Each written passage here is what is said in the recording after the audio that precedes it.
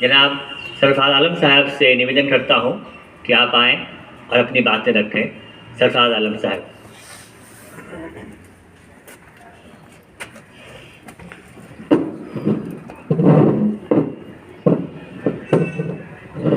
معزز حاضرین، السلام علیکم ورحمۃ اللہ وبرکاتہ.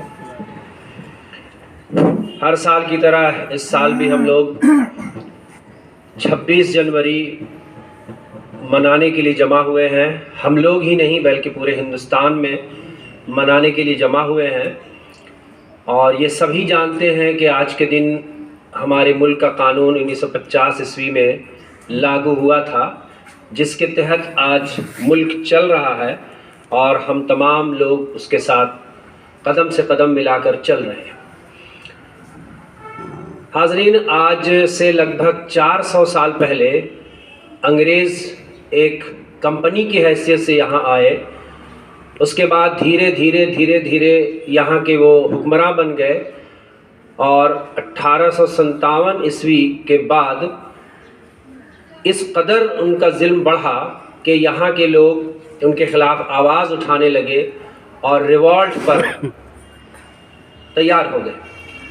اور ریوولٹ ہوا یعنی آزادی سے 100 سال پہلے ہم سب مل کر کے انگریزوں کو اس ملک سے بھگانے کی تیاری میں لگ گئے اور ریوولٹ دھیرے دھیرے بہت تیز ہوتا گیا اور آخر میں 15 اگست 1943 کو ہمیں آزادی ملی، جس کو ہم ہر سال مناتے ہیں.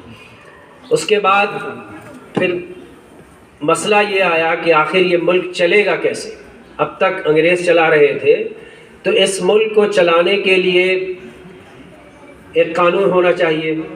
تو اس دن کے بعد سے قانون تیار کرنے کے لیے، قانون کی کتاب تیار کرنے کے لیے، جس کو ہم لوگ کانسٹیٹیوشن کہتے ہیں، آئین کہتے ہیں، منشور کہتے ہیں اردو میں، اور سمویدھان کہتے ہیں ہندی میں، تو اس کو تیار کرنے کے لیے ایک کمیٹی بنائی گئی جس میں ڈاکٹر امبیڈکر اس کے ادھیکش رہے اور قانون تیار کیا گیا. لگ بھگ 4 سال لگا اس قانون کو تیار کرنے میں، اور بہت آسانی سے یہ تیار نہیں ہوا ہے.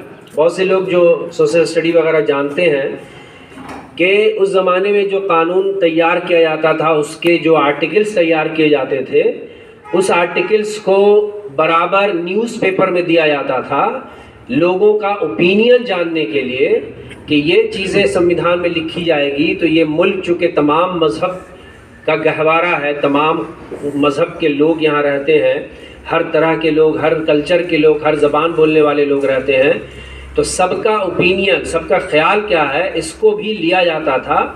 اور اس طرح سے 4 سال لگنے کی وجہ سمجھ میں آتی ہے کہ واقعی میں لگ بھگ 4 سال لگا ہوگا، اس لیے کہ بہت بڑے مرحلے سے یہ قانون بنانے کی کتاب کو گزارا گیا. اور اس طرح سے قانون کی کتاب تیار ہو گئی، کانسٹیٹیوشن، جس میں تمام مذاہب کے لوگوں کو، زبان کو، کلچر کو، ہر چیز کو پوری طرح سے آزادی دی گئی.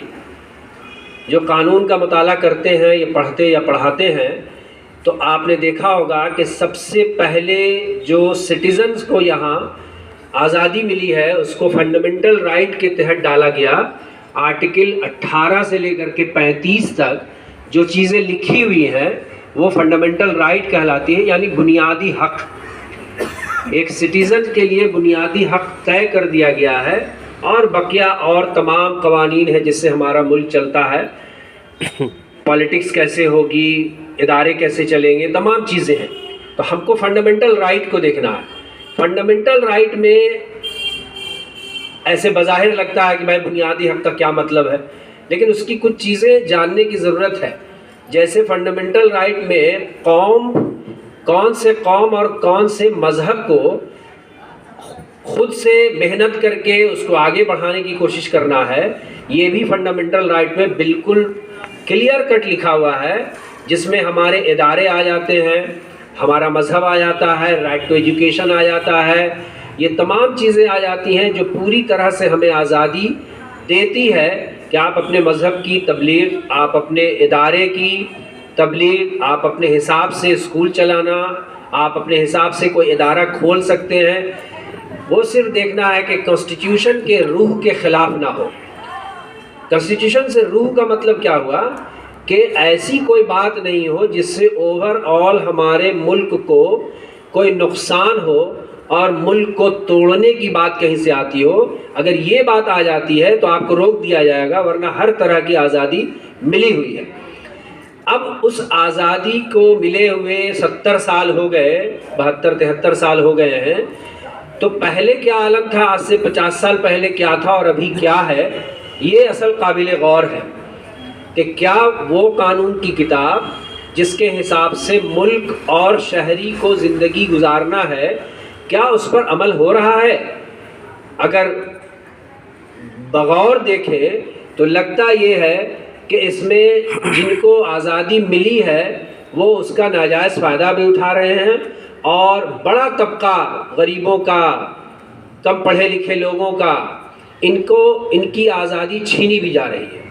ہم لوگ آج ملک کے اس دوراہے پر کھڑے ہیں جہاں یہ بات آنے لگی ہے کہ اس کانسٹیٹیوشن کی حفاظت کیسے کی جائے.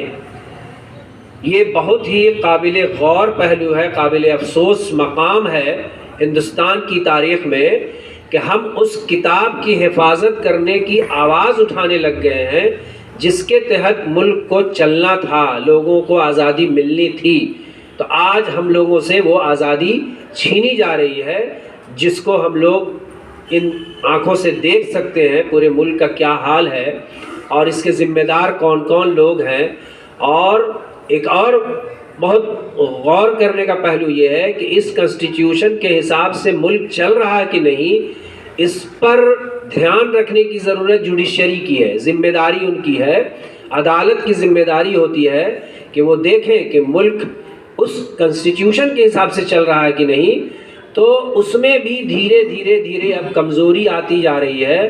ایسا لگ رہا ہے کہ جوڈیشری بھی کہیں نہ کہیں آنکھ بند کر کے اپنا کام کر رہی ہے. ایک آنکھ تو ضرور بند ہے، اور جو سٹیزن کے حقوق کی پامالی ہو رہی ہے اس پر وہ اس لحاظ سے وہ اپنا حکم نہیں چلا پاتی ہے جیسا چلانا چاہیے. تو یہ قابل غور پہلو ہے جس پہ ہم تمام شہریوں کو غور کرتے رہنا چاہیے، بلکہ اس کا مطالعہ کرنا چاہیے کہ فنڈامنٹل رائٹس ہمارے کیا کیا ہیں، اور اس بنیاد پر ہم کہیں بھی میرے ساتھ بے انصافی ہوگی تو اس کے خلاف ہم آواز اٹھائیں گے. یہ میرا حق ہے اور اٹھانا چاہیے، اس لیے کہ اسی کتاب کو لاگو کرنے کی ذمہ داری ہم تمام لوگوں کی ہے جس کے تحت ملک چلے گا. اب اس کے حساب سے ہم کو ذاتی زندگی میں کیسے رہنا ہے، کیا پہننا ہے، کیا کھانا ہے، یہ اسی کتاب نے حق دیا ہے، اور اسی کے حساب سے ہم آزادی سے جو چاہتے ہیں کھاتے ہیں، جو چاہتے ہیں پہنتے ہیں، جہاں چاہتے ہیں گھومتے ہیں، جہاں چاہتے ہیں رہتے ہیں، کوئی روک نہیں سکتا ہے. لیکن پریکٹیکلی دیکھا جا رہا ہے کہ ان چیزوں پر دھیرے دھیرے نکیل ٹائٹ ہو رہی ہے.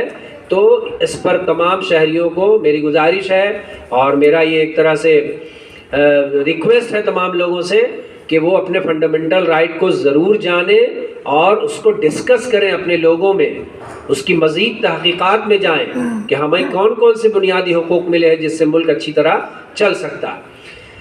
آئندہ اللہ سے یہ دعا کرتے ہیں ہم تمام لوگ کہ کم سے کم اس کتاب کے تحت جو ملک چلنا ہے اتنا بھی کم سے کم لحاظ رکھتے ہوئے ہمارے جو پولیٹیشین ہیں، ہمارے جو بڑے بڑے سرکردہ رہنما ہیں، ان کو اس بات پر دھیان دیں کہ یہ ملک اسی حساب سے چلے جیسا کہ ہمارے بڑوں نے اس کو بنایا ہے، نہ کہ اس کانسٹیٹیوشن کو بدل دیا جائے اور اس کے بعد ایک ایسا قانون آ جائے جہاں پر بنیادی حقوق بھی ہمارے ختم ہو جائیں. اللہ نہ کرے وہ دن ہندوستان میں ہم لوگوں کو دیکھنا پڑے. لیکن یہ ضرور ہے، یہ خدشہ ضرور ہے کہ اس کانسٹیٹیوشن کے حساب سے چیزیں بہت کم اب چل رہی ہیں. اللہ سے دعا ہے کہ ہم تمام لوگوں کو اس ہندوستان سے محبت کرنے، اس کے قانون کے حساب سے چلنے کی توفیق عطا فرمائے. وما علینا الا البلاغ. السلام علیکم.